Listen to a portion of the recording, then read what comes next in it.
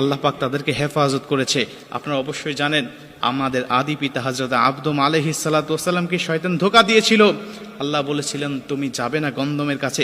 শয়তান এমনই ভাবে, এমনই কৌশলে, এমনই হিকমতের সাথে তার কাছে এসে ধোঁকা দিতে লাগলেন আর বললেন আল্লাহ কেন তোমাকে নিষেধ করেছে তুমি কি জানো? ওই গন্ধমের নিকটে, ওই গাছের নিকটে কেন তোমাকে যাইতে নিষেধ করেছে তুমি কি জানো? তুমি যদি সেখানে যাও আজীবন জান্নাতের মধ্যে থাকতে পারবে, আর যদি না যাও তাহলে তোমাকে দুনিয়াতে পাঠিয়ে দেওয়া হবে। মানে পুরা উল্টা বুঝিয়ে আমাদের আদম আলাইহিস সালাতু ওয়াস সালামকে গন্ধম খাওয়াতে বাধ্য করেছিল।